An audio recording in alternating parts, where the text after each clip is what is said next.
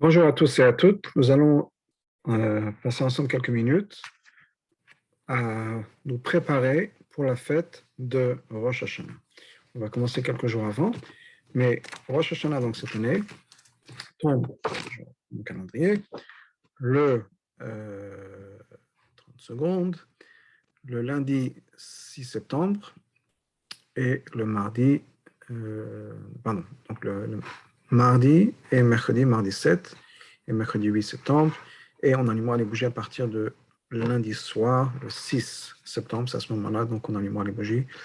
Et à Miami, l'horaire des bougies de Rosh Hashanah, et c'est uniquement pour Miami, est à 19h15, premier soir de Rosh Hashanah. Deuxième soir de Rosh Hashanah, donc mardi soir, à partir de 8h10, de 20h10, et on allumera les bougies de Rosh Hashanah à partir d'une flamme existante. Étant donné qu'il s'agit de jour de fête, on ne peut pas allumer un nouveau feu, on ne peut pas donc allumer un briquet ou prendre une allumette. Il faut qu'on allume à partir d'une flamme existante. Ça peut être une veilleuse, une flamme qu'on a laissée, ça peut être le gaz qu'on a laissé allumer, ça peut être autre chose, mais il faut que ce soit un feu qui soit déjà là. À partir du moment où on a déjà un feu, on pourra prendre une allumette ou autre chose et l'allumer à partir d'une flamme qui est déjà là. Et le Rosh Hashanah est fini mercredi soir, et encore une fois, l'horaire à Miami est de 20h09. Le lendemain Rosh Hashanah, jeudi 9 septembre, est le jeûne de Gedalia, un jeûne qui va commencer le matin à 5h51 du matin à Miami et qui va finir à 7h55 toujours à Miami. Donc ça, c'est pour les horaires de Rosh Hashanah et le jeûne de Rosh Hashanah, mais le jeûne de Tzom Gedalia. Mais avant d'arriver à Rosh Hashanah même, les préparations de Rosh Hashanah commencent bien sûr tout le mois de Elul avec le mois des Slichot, et pour la coutume ashkénaze, à partir d'une semaine avant Rosh Hashanah plus ou moins, c'est à ce moment-là que les Ashkenazim commencent à faire les Slichot, mais nous allons commencer à partir du 18 du mois de Elul. Le 18 du mois de Elul cette année est le 26 août. Donc, dans quelques jours à partir du moment de cet enregistrement, qui est fait le 23 août, le 26 août, jeudi 26 août 2021, Tavshin Pe Aleph, et Chai Elul, le 18 du mois de Elul. Alors, 18 du mois de Elul, c'est plusieurs choses importantes. Entre autres, c'est la naissance, le jour de l'anniversaire de la naissance du Baal Shem Tov, fondateur du mouvement de la Chassidut. C'est aussi le même jour, quelques années plus tard bien sûr, le jour de la naissance de Rabbi Shneur Zalman de Liadi, l'auteur du Tanya, le fondateur du mouvement Chabad de la Chassidut Chabad, premier rabbi de Chabad, Rabbi Shneur Zalman de Liadi, donc un jour important. Mais c'est aussi 12 jours avant Rosh Hashanah. Et ce que la tradition nous enseigne, c'est que 12 jours avant Rosh Hashanah, on a 12 jours de préparation donc à la nouvelle année. Et chacun de ces jours correspond à un mois de l'année passée. Il y a 12 mois dans l'année. On va commencer à partir du mois de Tishrei, qui est le mois des fêtes, le mois de Rosh Hashanah, de Kippour, de Sukkot, Shemini Atzeret et Simchat Torah. Eh bien, ce mois-là est encapsulé dans la journée de Chai Elul, le 18 du mois de Elul. Le 19 du mois de Elul, c'est le mois de Cheshvan, qui est le mois d'après, le mois qui suit, le deuxième mois. Le 20 du mois de Elul, c'est le mois de Kislev, le mois de Hanouka. Donc, chaque jour de ces 12 derniers jours de l'année correspond à un des mois de l'année. Et c'est bien sûr le moment de faire ce qu'on appelle un cheshbon hanefesh, un peu un compte, un bilan de notre situation spirituelle. Notre bilan de notre situation spirituelle, ça peut se faire de plusieurs manières. On peut penser à nos actions. Est-ce qu'on a fait tout ce qu'il fallait pendant le mois dernier? Encore une fois, je vais prendre un jour par mois. Est-ce que le jour des fêtes, j'ai fait tout ce qu'il fallait? Je suis allé à la synagogue, j'ai écouté le chauffard, j'ai jeûné Yom Kippour. Est-ce que mes actions sont en accord avec mes croyances? Ensuite, on parle de nos paroles. Est-ce que j'ai toujours fait attention à ce que j'ai dit? Est-ce que je n'ai pas dit de la chanara? Est-ce que je n'ai pas menti? Etc.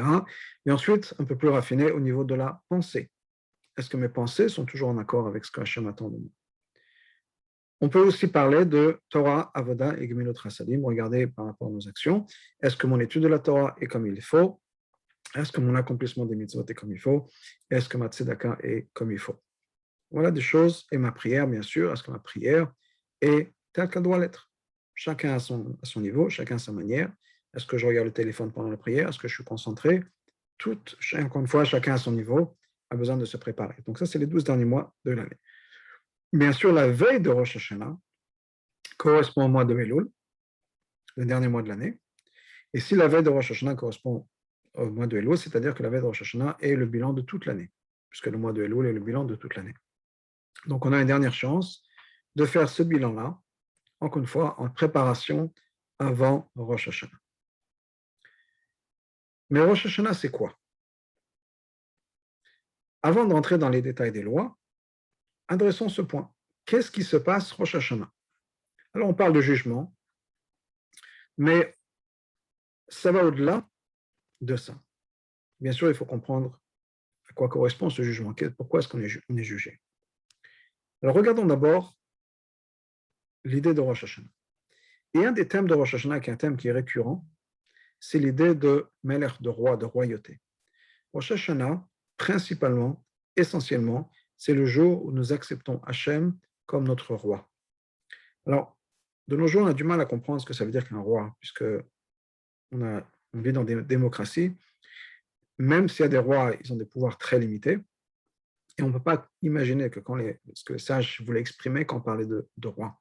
Jusqu'à récemment, un roi, c'est la personne à qui on doit tout. C'est-à-dire que c'est quelqu'un qui a le droit de vie et de mort sur ces sujets. Et s'il décide qu'une personne ne doit plus rester en vie, eh bien, c'est la fin de la vie de cette personne.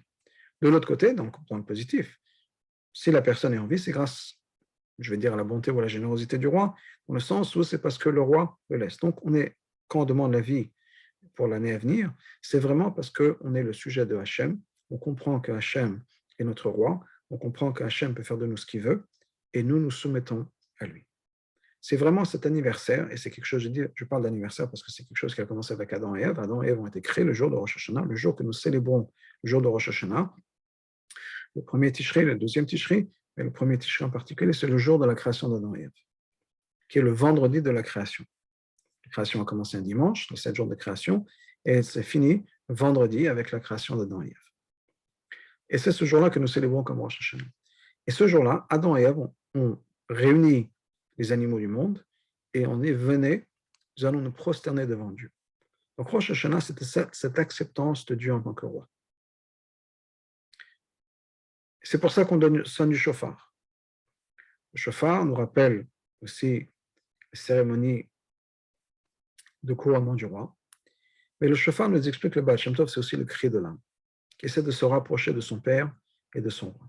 Et le Baal Shem Tov nous donne l'exemple suivant. Il dit qu'il y avait un roi, qui avait un fils, qui a fait les grandes écoles, etc., et ce roi voulait donner une position à son fils. Donc il avait un pays très lointain, une colonie très lointaine, qui n'était pas encore vraiment civilisée, et le roi a décidé d'envoyer son fils pour essayer de civiliser cette colonie, c'est-à-dire que les gens comprennent qui sont les sujets de tel et tel roi, qu'ils doivent des impôts, etc., mais qu'il y a cette idée d'empire et d'appartenance à un royaume qui rentre dans la psychologie de ces gens-là. Donc le roi envoie son fils, le fils arrive dans un pays étranger, il ne connaît pas les coutumes, il ne connaît pas la langue, il ne connaît personne, et il réfléchit à un plan d'action. Son plan d'action, c'est d'abord de devenir copain-copain avec les gens dans cet endroit-là. Pour faire ça, il décide d'aller dans les endroits populaires. Il va aller dans les bars, il va aller dans les stades, là où il y a des rencontres, faire connaissance avec des gens. Et c'est une fois que je connais des gens, je pourrais commencer, j'aurai appris un peu la langue, je pourrais commencer à faire mon travail.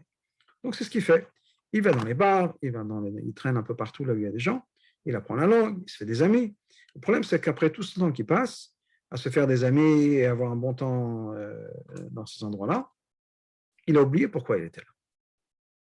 Il a oublié qu'il n'était pas là juste pour devenir ami avec ces gens-là, mais parce qu'il avait une mission. Et la mission, c'était de les changer. Et non seulement il a oublié cette mission, il a même oublié la langue maternelle, la langue qui était parlée dans le royaume. Et puis, le roi, n'ayant pas de nouvelles, décide d'envoyer une lettre à son fils pour voir ce qui se passe. Donc, il envoie une lettre à son fils. Ça prend le temps que ça prend, et le fils reçoit une lettre avec l'emblème royal. Et tout d'un coup, il se rappelle de qui il était. Il se rappelle de sa mission. Il se rappelle qu'il n'avait pas du tout fait sa mission, qu'il a oublié à parler la langue. Et il est désespéré. Et il décide de rentrer à la capitale, de rentrer au palais, et se reconnecter avec Hachem, avec son Père. Et donc, il arrive, il voyage vers la capitale, il arrive devant la capitale. Il est habillé comme, je veux dire, les sauvages, on peut dire, de cette région. Il ne parle pas la langue et il essaie de rentrer à travers la sécurité. Bien sûr, on ne laisse pas passer. On arrête, il passe un autre chemin. Là où il est, il essaie de rentrer. Bien sûr, la sécurité le bloque. Ils savent que c'est quelqu'un qui ne parle même pas la langue, habillé comme quelqu'un qui vient de sortir de la jungle. Ils ne vont pas le laisser rentrer dans le palais. Et le fils n'a pas d'accès. Et il se rappelle d'une chose. Il dit, je me rappelle où il y avait la fenêtre de la chambre de mon père. Il se place devant cette fenêtre-là et il se met à crier. Pas des mots que son père va plus comprendre, puisqu'il avait oublié la langue, mais crier dans l'espoir que son père va reconnaître sa voix. Et c'est effectivement ce qui s'est passé. Il s'est mis à crier devant la fenêtre. Le père a reconnu la voix de son fils. Il ouvre la fenêtre, il voit son fils, il descend et il le fait rentrer. Ça nous explique le Baal Shem Tov. Cette histoire-là, c'est l'histoire de l'âme. Le père, c'est Hachem, c'est Dieu. Et le fils, dans cette histoire, c'est l'âme. Il envoie l'âme sur terre, dans un pays loin de Hachem, qui ne reconnaît pas la royauté du roi, avec une mission de faire en sorte que notre corps reconnaisse le fait que Hachem est le roi. Donc l'âme descend sur terre. Elle ne sait pas comment gérer un corps. Elle prend quelques années à apprendre à marcher, à parler, à manger. Puis, au fur et à mesure des années, elle a compris à comment se servir de son corps. Elle a oublié pourquoi on était là. L'âme oublie d'en plonger dans son corps qu'elle est là pour une mission. Qu'elle est là, pas juste pour vivre sur Terre et que les années passent, mais pour transformer le monde et transformer le corps. Le problème, c'est qu'elle a oublié cette mission. Le problème, c'est que l'âme oublie comment parler la langue de l'âme. On a appris le français, on a appris l'anglais, on a appris l'espagnol, l'hébreu, mais la langue de l'âme, on l'a oubliée. Et Rosh Hashanah, c'est le jour de ce retour-là, où l'âme s'exprime. Que le shofar, c'est le cri de l'âme. Ce n'est pas des mots, parce qu'on a oublié cette langue-là, mais c'est l'âme qui s'exprime, qui jaillit du plus profond de nous-mêmes et qui dit à notre Père au ciel, « Papa, sauve-moi ». Donc, c'est ce retour vers Hachem, retour vers notre Père. Même si on ne sait pas exactement comme ça. Comment ça va se passer, on ne sait pas exactement les mots à dire, mais on a ce cri de l'âme qui est représenté par le shofar. Et ça, c'est vraiment Rosh Hashanah, le thème de Rosh Hashanah, qui est « Papa, papa, sauve-nous ». Ce retour de l'âme, le retour de la personne vers Hachem. Et une fois qu'il y a ce retour, le reste va se mettre en place. Rosh Hashanah, il n'y a pas beaucoup de mitzvahs, la seule mitzvah, c'est le shofar.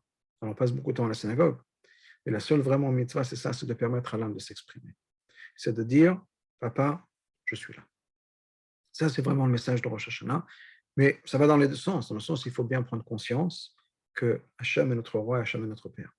Comme on va dire dans la prière, Avinu Malkenu, notre père et notre roi. Donc, Rosh Hashanah, c'est vraiment ce moment de reconnexion. On se reconnecte avec Hachem. C'est un point, mais jusqu'à qu'on arrive à ce point-là, ça peut prendre du travail. Me reconnecter avec Hachem. Reconnaître qu'Hachem est mon roi, Hachem est mon père. Et dire, je suis là. Ça, c'est vraiment ce qui se passe au Rosh Hashanah. C'est pour ça qu'on va faire tout un tas de choses liées à cette idée-là, permettre à l'âme de se reconnecter à Hachem. On va passer pas mal de temps dans la synagogue à prier, pour permettre à l'âme de s'exprimer. Beaucoup disent des Teilim pendant Rosh Hashanah. Il est coutume, certains ont la coutume de lire 2 fois le livre de Teilim en entier. Parce que c'est notre relation avec Hachem que nous voulons développer, et pour ça, il faut permettre à notre âme de pouvoir s'exprimer. Et on a besoin des fois que le corps devienne un peu plus transparent par rapport à l'âme pour laisser l'âme s'exprimer. Donc ça, c'est le thème général de Rosh Hashanah, ou comme certains mots le disent dans la Kabbalah, Kabbalat Hamalchut, accepter la royauté d'Hachem. De dire à Hachem, je suis là à toi. Donc ça, c'est le thème de Rosh Hashanah. Et on va maintenant passer aux coutumes de Rosh Hashanah. Cette année est un peu spéciale, et on va commencer par la veille de Rosh Hashanah. Pendant le mois de Elul, on sonne du shofar. La veille de Rosh Hashanah, on ne sonne pas de shofar. Pour marquer la différence entre avant Rosh Hashanah et Rosh Hashanah, où on va vraiment sonner le shofar, parce que là, ce sera une mitzvah, pas juste une coutume, mais c'est une mitzvah de la Torah d'écouter le shofar Rosh Hashanah. Donc, la veille de Rosh Hashanah, on fait une interruption. Il est de coutume, chez les Ashkenazim, de faire ce qu'on appelle Atarat Nedarim le matin après la prière. Atarat Nedarim, c'est d'annuler les vœux qui ont été faits pendant l'année, des vœux qui ont été faits par accident, dans le sens, des fois, qu'on ne dit pas blin eder, on dit je m'engage à faire quelque chose, je t'attends là-bas, ou je m'occupe de ça demain. On n'a pas dit que c'était blin eder, mais quand on dit je m'occupe de ça demain, c'est un engagement, et si on ne l'a pas fait, on a brisé son engagement. Donc, tout ce genre de situation dans laquelle on s'engage à faire quelque chose et qu'on n'a peut-être pas respecté, on a cet atarat nedarim qui annule les vœux. Il est aussi de coutume cette année et l'année prochaine de faire ce qu'on appelle un prosboul. Alors, qu'est-ce que c'est qu'un prosboul? Tous les 7 ans, dans la terre d'Israël, il y a une année de Shemitah. Shemitah, c'est l'année sabbatique où on ne travaille pas la terre. Cette année à venir, c'est une année de Shemitah. En Israël, on ne travaille pas la terre. La terre se repose. Mais non seulement il y a une Shemitah de la terre, il y a aussi un din que normalement, toutes les dettes sont annulées. Une dette qui n'a pas été payée pendant l'année de Shemitah, cette dette est annulée. Alors bien sûr, ça a causé beaucoup de problèmes et ça peut causer beaucoup de problèmes.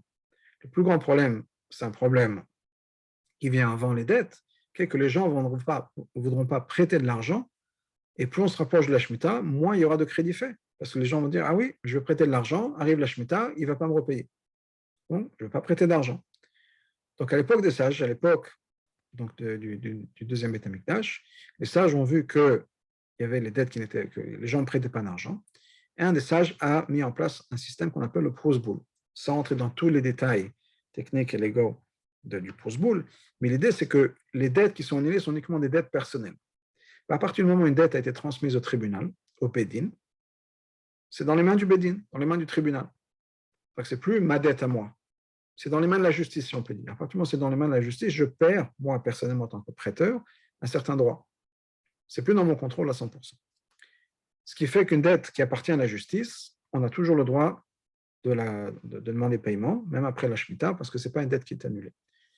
Le terme légal pour transmettre mes dettes personnelles au tribunal, c'est un prosboul.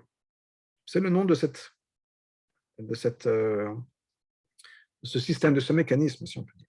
Alors, le mécanisme, il est très simple, qui est de dire, en particulier quand on fait le Atarat Nedarim, on a déjà un Bédine réuni, on a déjà 3 ou 10 personnes en fonction des coutumes réunies devant nous, de leur dire, je transmets mes dettes à vos Bédine, comme ça je pourrais les demander paiement à n'importe quel moment.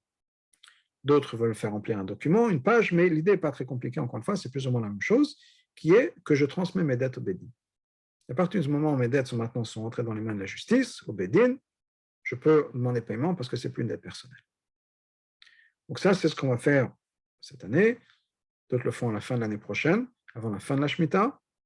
D'autres le font les 2 fois.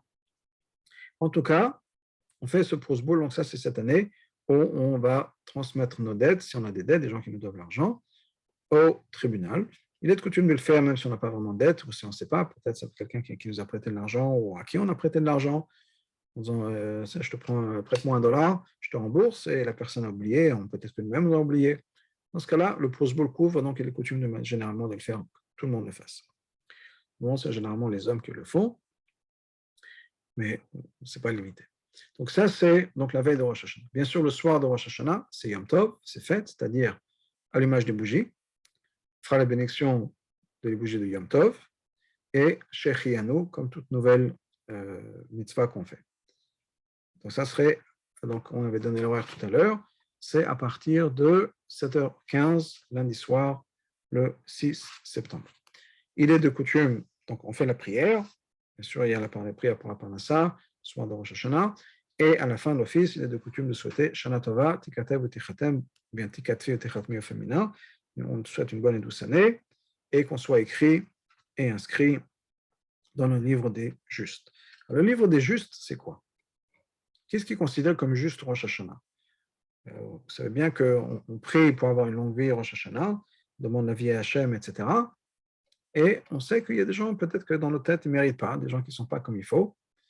Et eux, ils ont une très belle vie. D'autre côté, il y a des gens très bien qui, malheureusement, sont décédés. Ce que les sages nous expliquent, c'est que le jugement principal Rosh Hashanah, ce n'est pas nécessairement est-ce qu'on est un tzaddik à 100% de notre relation avec Hachem, c'est important, bien sûr.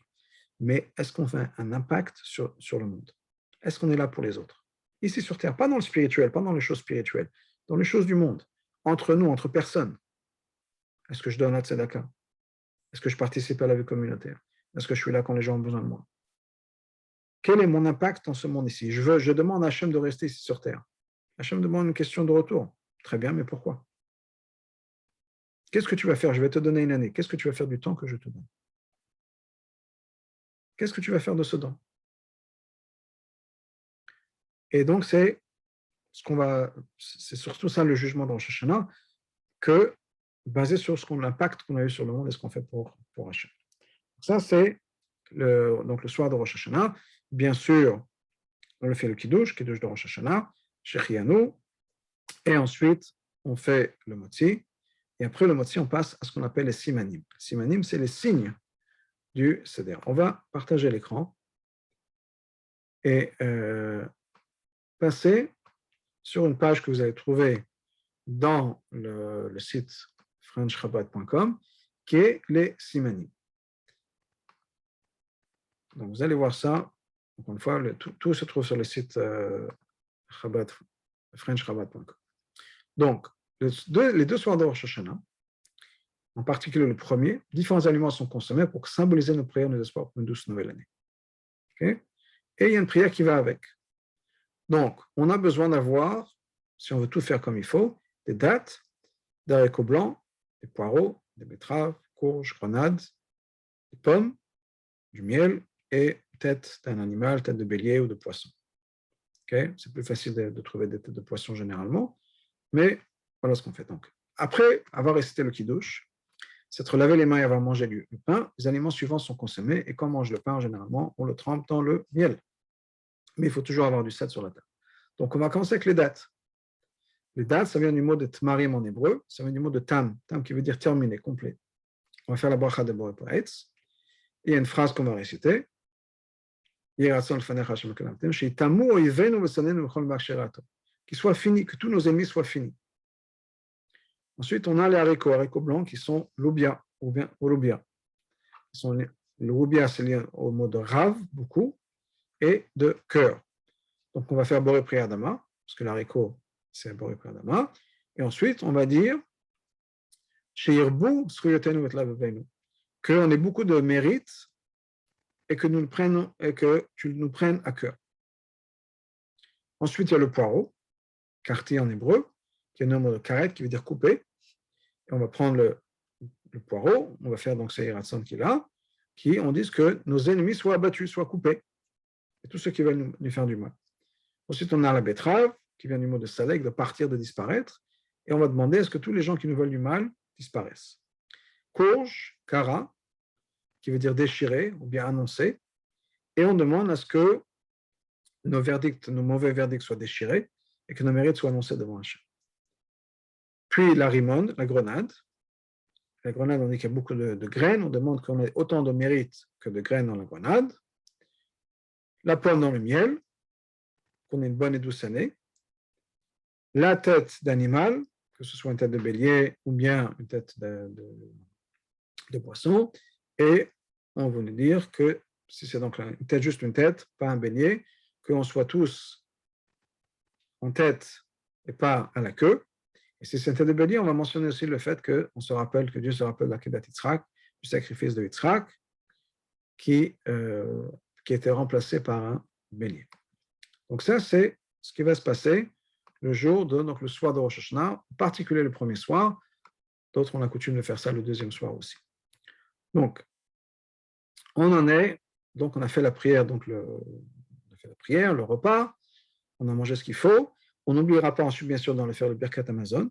Et dans le Birkat Hamazon, on rajoutera Ya'alev Yavo, le texte qui est récité quand c'est Rosh Chodesh ou bien quand c'est jour de fête, Rosh Hashanah, et on parlera de Yom HaZikaron Hazeh. Ensuite, on continue le Birkat Hamazon. Dans le Arachaman, il y aura deux Arachaman à faire. Arachaman pour Rosh Hashanah, Arachaman Yichadesh Aleinu et Hashanah Hazo, que Dieu nous renouvelle cette année pour une bonne chose. Et c'est aussi Yom Tov, donc Arachaman, ou Yantchelenu Yom Shekulotov, que Dieu nous donne le mérite de continuer vers le jour qui est complètement bien, c'est-à-dire les jours de Mashiach. Mardi matin, alors bien sûr il y a toute la prière et on ne va pas passer à toute la prière, mais le point important, à part le fait bien sûr qu'il y a les lectures de la Torah à écouter, mais il faut écouter le shofar. C'est une obligation de la Torah d'écouter le shofar le jour de Rosh Hashanah. Et il faut écouter au moins 30 sons, parce que le shofar est divisé en 3 sortes de sons. Il y a ce qu'on appelle la tekiya, le son long. Ensuite, les 3 sont courts. Et ensuite, les 9 sont très courts. Donc, on a le tekiya, ensuite shevarim,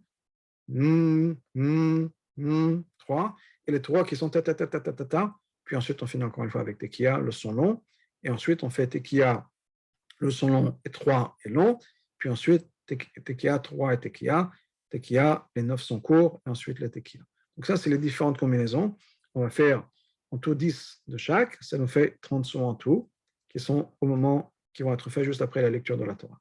Donc très important, écoutons le shofar, le jour de Rosh Hashanah. C'est les 2 jours, donc mardi et mercredi, mais il est très important d'écouter le shofar, que ce soit avant la prière, après la prière, que d'organiser avec quelqu'un qui vient passer chez vous pour sonner le shofar. Mais l'important que c'est pour les hommes, les femmes, les enfants, bien sûr au-dessus de la bar mitzvah, c'est une obligation, bar et bat mitzvah, mais il est très important d'écouter le shofar.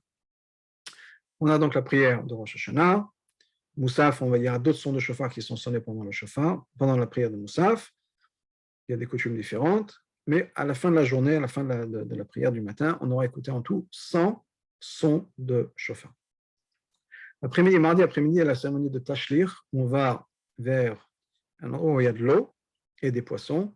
Et c'est comme si on jetait, si on peut dire, nos fautes à l'eau. Mais l'idée, c'est donc de demander, l'eau, ça nous ramène, c'est un signe de bénédiction. On demande à Dieu de nous bénir. Le deuxième soir de Rosh Hashanah, donc qui va être mardi soir, et on avait dit qu'on allume les bougies à partir d'une flamme existante et à partir de 8h10, 20h10, Miami.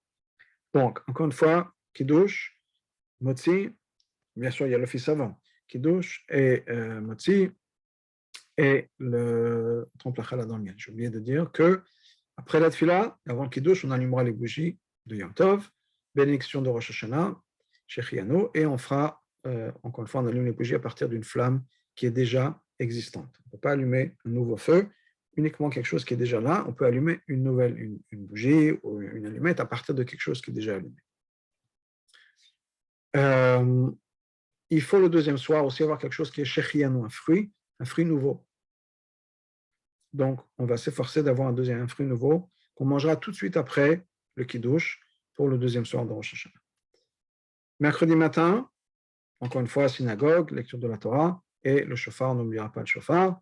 Et ensuite, kiddush, des fêtes, motzi, et ça sera donc dans la journée. Premier jour de Rosh Hashanah, deuxième jour de Rosh Hashanah, c'est la même chose. Rosh Hashanah est fini à 20h09 à Miami, avec Havdalah, bien sûr après l'office, Havdalah, et uniquement le vin, pas de bougie, pas de bessamim, puisque ça c'est fait uniquement à la sortie de Shabbat. Le lendemain, jeudi, c'est jour de jeûne, il y a slichot, prière. C'est un jeûne qui n'est pas très strict, qui commence le matin, 5h51 le matin, et s'il y a des gens qui pour une raison ne peuvent pas jeûner, une femme enceinte, une femme qui allait, des gens qui ne sont pas bien, consultez votre rabbin et pour voir exactement comment faire. Prière de jeûne le matin avec la lecture de la Torah, et l'après-midi, encore une fois, lecture de la Torah, et aussi le Haftarah. Et amenez-nous dans la direction de Shema Kolim. Pendant tous les jours de ce qu'on appelle les 10 jours de repentance, c'est-à-dire Rosh Hashanah, la semaine entre Rosh Hashanah et Yom Kippour, dans la prière, il y a certains changements à faire, donc attention, tout est indiqué dans le livre de prière. On rajoute certaines phrases, et la chose la plus importante à ne pas oublier, c'est dans la 4e bénédiction, Ata Kadosh Veshimcha Kadosh, Ata Hashem, au lieu de dire Akel Akadosh, on va dire Hamelech Akadosh, le roi. Donc ça, et si on s'est trompé, il faudra recommencer depuis le début de la Mida. Donc important de se rappeler, et c'est donc ce changement à faire. Voilà, petit résumé, si vous avez des questions, bien sûr, n'hésitez pas à me contacter. Mon portable, c'est le 305 975 26 66, et le site internet, c'est frenchrabat.com. Vous avez d'abord plein de renseignements, plein de choses à trouver. En vous souhaitant Shana Tova, une bonne et douce année, Ktiva Bechatima Tova, que ce soit écrit dans le livre de la vie, nous et tous, et la plus grande bénédiction qu'on puisse demander, c'est la venue du Mashiach tout de suite.